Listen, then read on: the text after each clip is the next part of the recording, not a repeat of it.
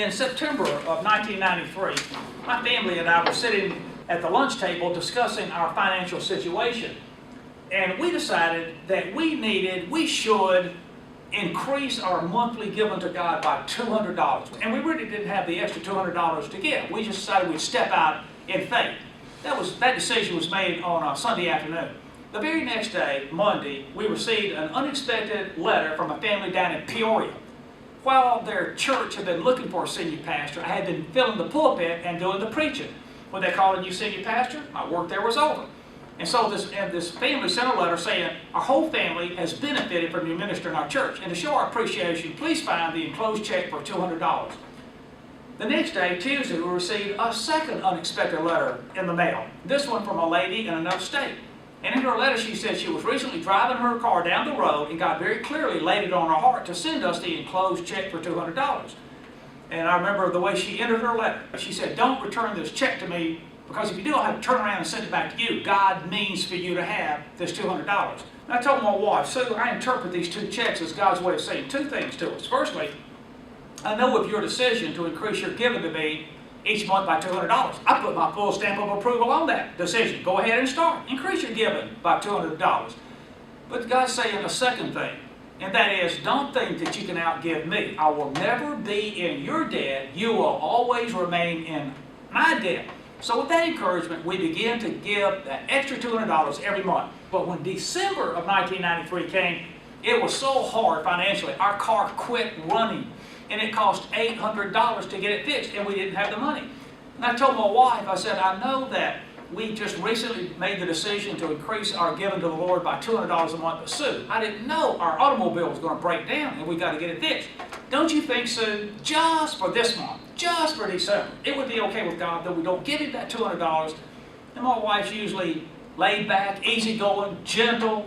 But when I asked that question, she slammed her hand down on the table and said, no, indeed, we've made a commitment to God and we're going to follow through. If we go down financially, we might as well go down big.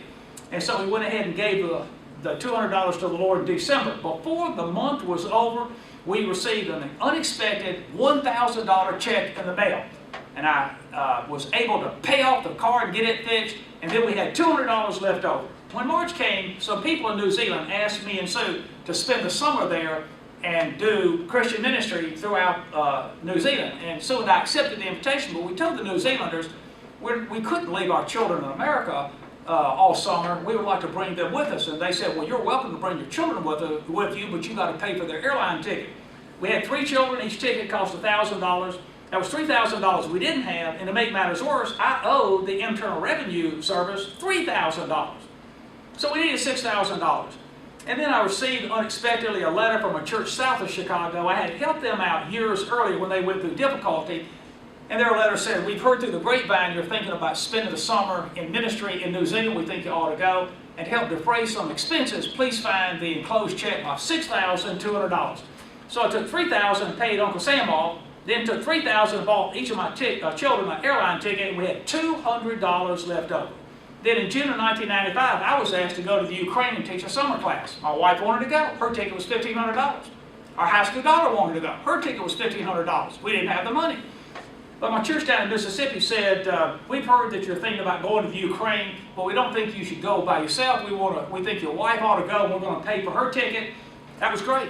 I had Sue's ticket paid for, but not my daughter's. And then a friend down in Mississippi called me up and said, in high school you led me to Christ. You've been such a blessing to me. Is there anything I can do for you? Well, my daughter needs a ticket paid to the Ukraine. He said, good, I'll pay for every penny of it. I don't want anybody to contribute to it. And then that Mississippi church said, when you get to the Ukraine, you may need a little spending money, so here is $200 for your pocket. And I just noticed that God has a good memory.